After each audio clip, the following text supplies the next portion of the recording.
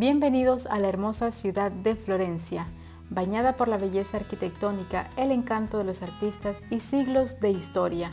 Florencia es una ciudad italiana llena de cultura.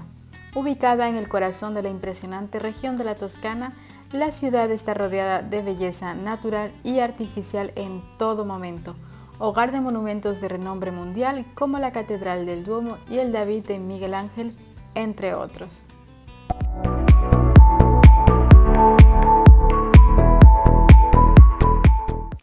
Florencia es una ciudad renacentista, cuenta con algunos de los mejores museos de Italia, con muchas pinturas y esculturas famosas, hermosas catedrales e iglesias, calles y plazas interesantes las cuales estaremos visitando el día de hoy.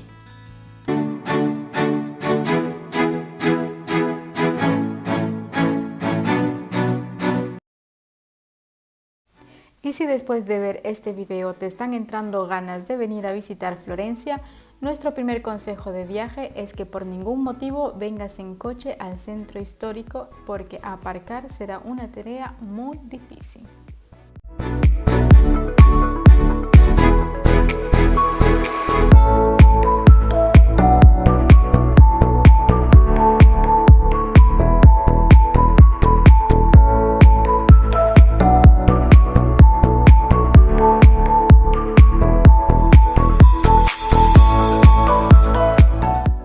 Por si no lo sabías, te cuento que Florencia fue capital de Italia entre los años de 1865 y 1871.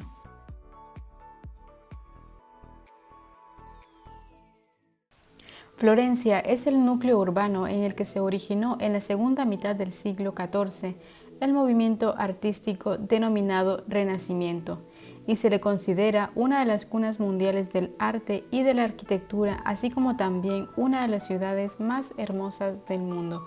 Aquí tienes uno de los motivos por los cuales deberíamos visitar Florencia.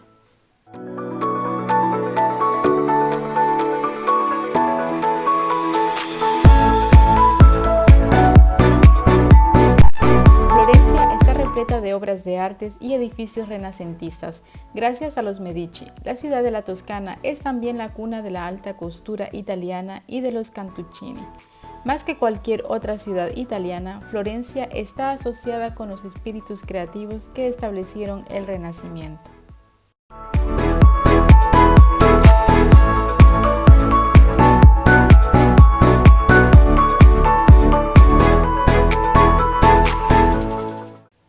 Florencia fue fundada por parte de Julio César como asentamiento para soldados veteranos en el año 59 a.C. Se llamó Florentia y se construyó con el estilo de un campamento del ejército con las calles principales, la Cardo y la Decumanus.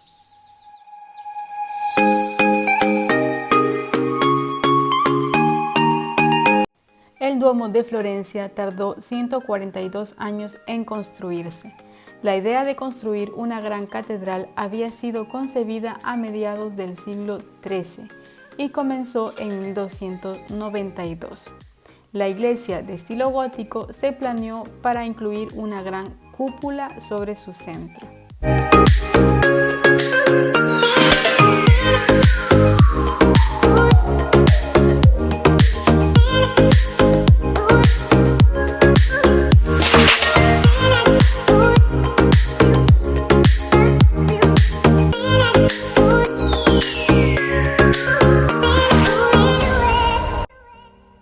La catedral es completamente gratis. Lo único que tienes que tener es mucha paciencia, ya que las filas pueden llegar a ser muy largas. Y si tu intención es subir a la cúpula o a la terraza, hay un precio adicional y es mejor que lo compres online con anticipación, ya que los tickets se agotan. Aquí te dejo los precios para que le eches un vistazo.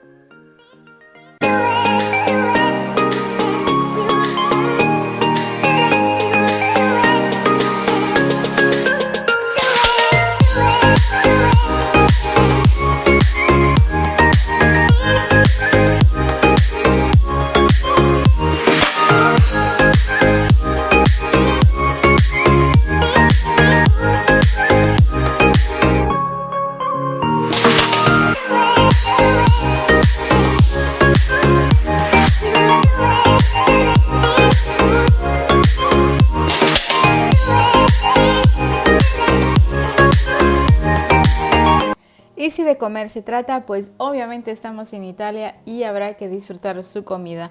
Lo único que te aconsejamos es que por ningún motivo comas cerca del Duomo, ya que el servicio puede llegar a ser más caro que la comida.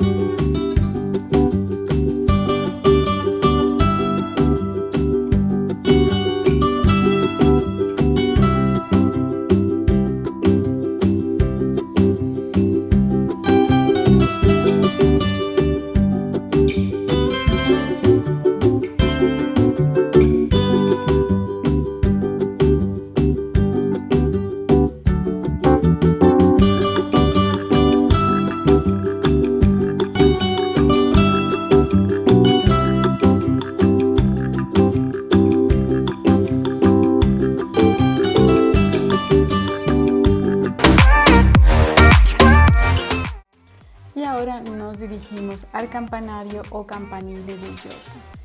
Esta torre o campanario de la iglesia de Santa Maria de Fiori, Catedral de Florencia, situada en la plaza del Duomo, es un ejemplo típico de los campaniles italianos, edificios separados de la iglesia destinados exclusivamente a disponer en ellos los campanarios y evitar los daños por vibraciones en el edificio de la iglesia. El campanario, con una base cuadrangular de 14.45 metros y una altura de 84.70 metros, está compuesto de los elementos arquitectónicos siguientes por nivel. Una base decorada, en el primer registro medallones hexagonales representando la caída original y la redención por el trabajo.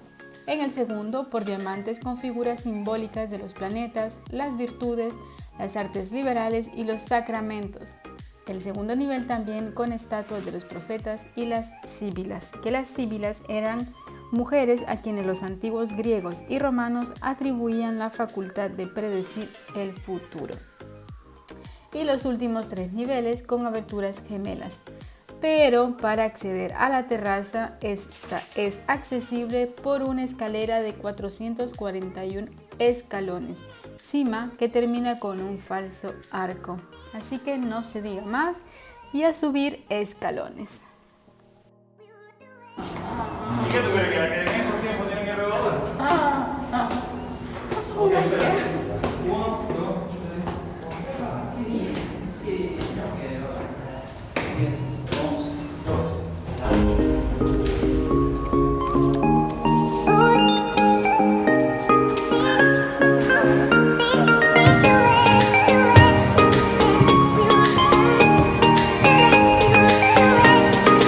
Y aunque te parezca mucho 414 escalones, la verdad es que vale la pena la recompensa. Al llegar arriba tendrás unas vistas espectaculares de la ciudad de Florencia.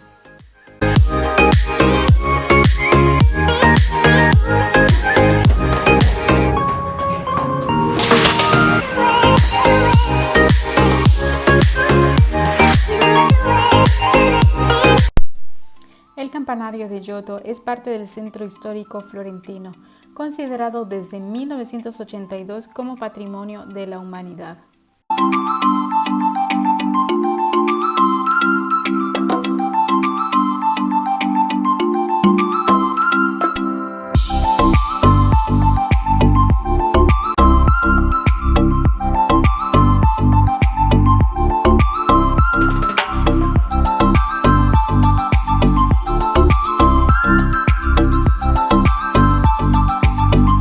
La torre está completamente cubierta de mármoles blancos, verdes y rosa, originalmente de Carranza.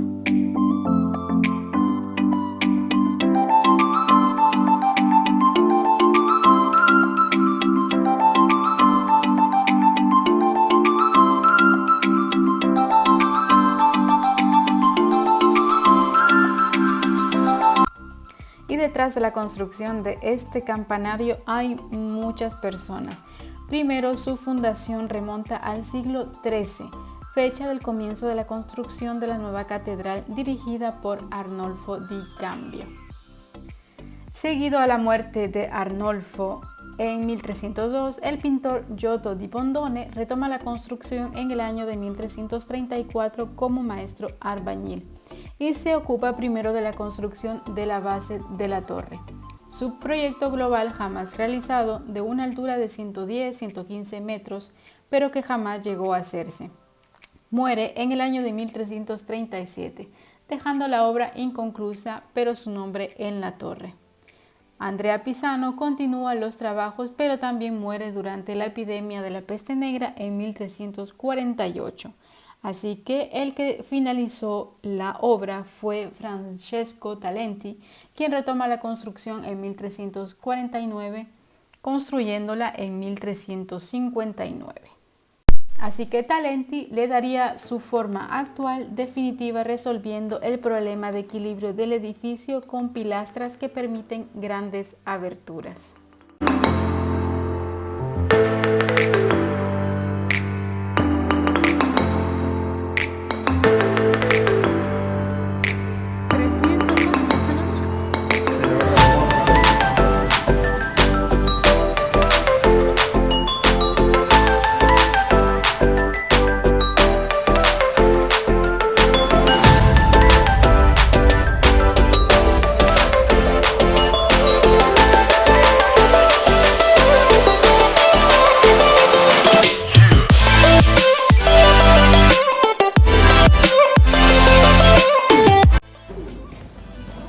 Claro. ¿Estás cansada? No, Dale. para nada. Sí. Ni sudada, nada. Seguimos.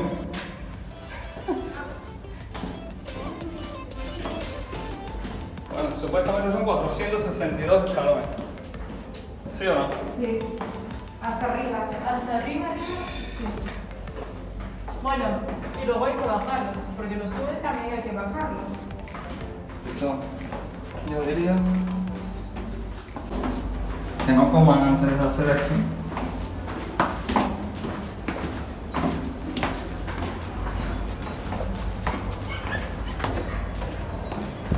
Ahora, que si vale la pena, vale mucho la pena. Vamos. Ahora sí duelen las piernas. Ahora sí, ¿no?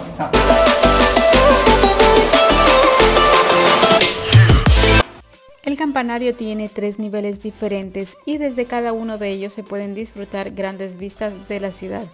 Esto es un punto interesante a valorar para aquellos con temor a las alturas, dificultades de rendimiento físico para subir, entre otras, ya que uno puede pararse en cualquier de dichos niveles a descansar o a disfrutar de las vistas.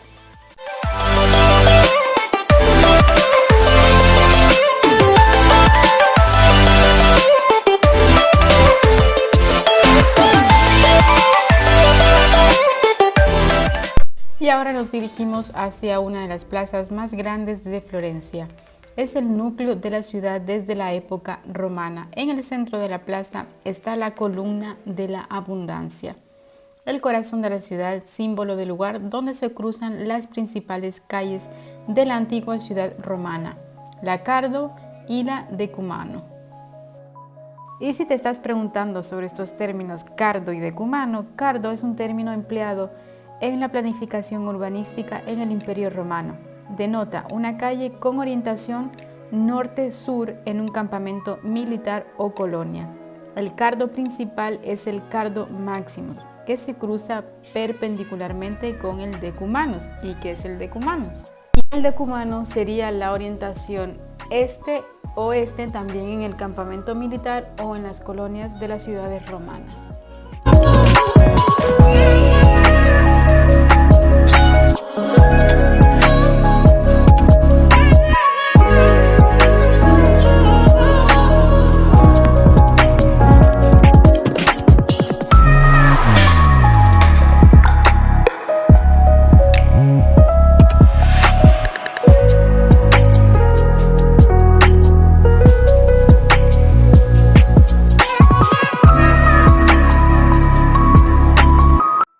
Después de tanto sube y baja, un merecido bocadillo de la antica porquetería está más que permitido, así que buen provecho.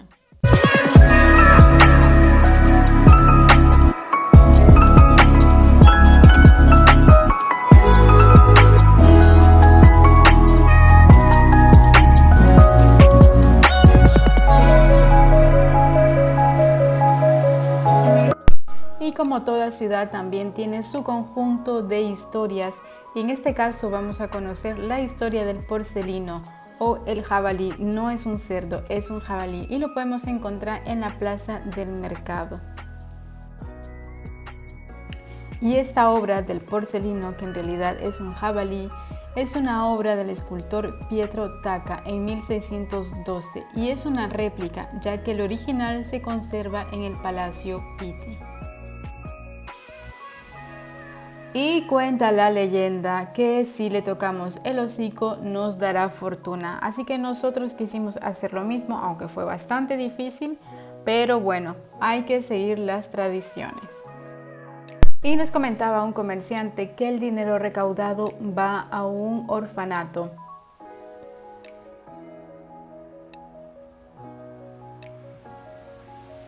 Y frente a sus ojos tenemos otro icono de la ciudad, también con mucha historia como todo en Florencia. Su construcción inicia en 1299. El objetivo era albergar a la signoría o al consejo de la ciudad o al magistrado supremo. Por lo tanto, debía ser un lugar seguro, ya que eran constantes las revueltas. Así que Arnolfo di Cambio, que era el responsable de la construcción, edificó un palacio fortaleza con su torre para poder observar a lo lejos los posibles ataques.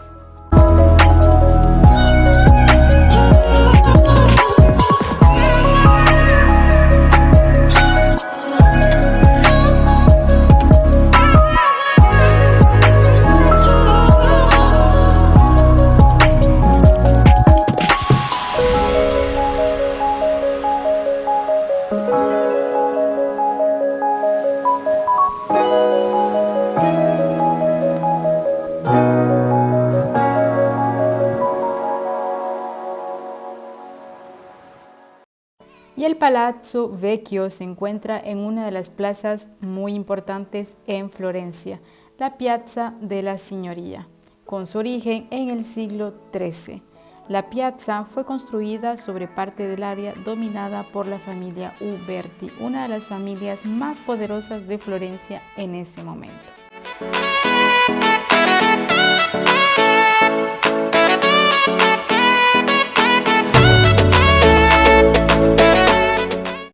Y una de las cosas que más me gustó de la Piazza della Signoria fuera es un museo de esculturas al aire libre, pero no cualquiera, sino el que tuvo el honor de contener al auténtico David de Miguel Ángel, que pronto lo veremos en otro video.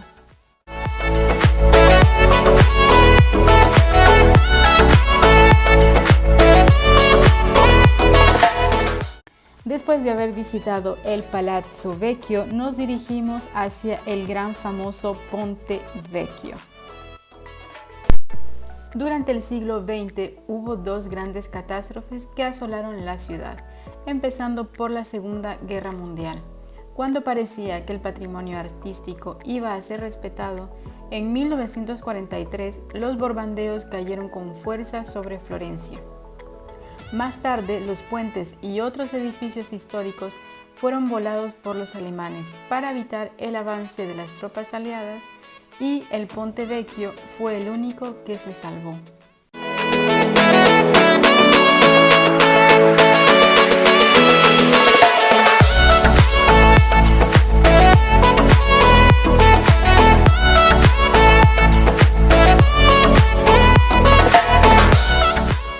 Más de 10 millones de turistas pasan cada año por estas calles para descubrir la historia y el arte que inunda la vieja Europa.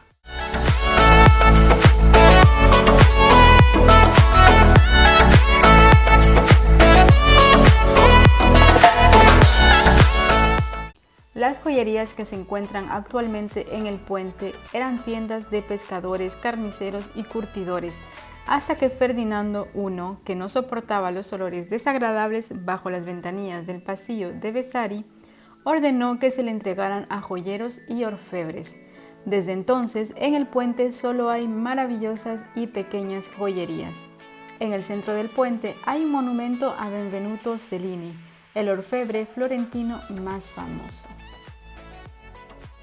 Sin duda alguna, si este puente hablara, tendría mucho que contarnos, pero este puente tuvo un papel fundamental en la Segunda Guerra Mundial. Lo visitaron Hitler y Mussolini en 1939. Durante la retirada alemana de 1944, era el único puente de Florencia que el fuego alemán no había destruido y sobre todo permitió a muchos florentinos, disidentes políticos y judíos que se pusieran a salvo.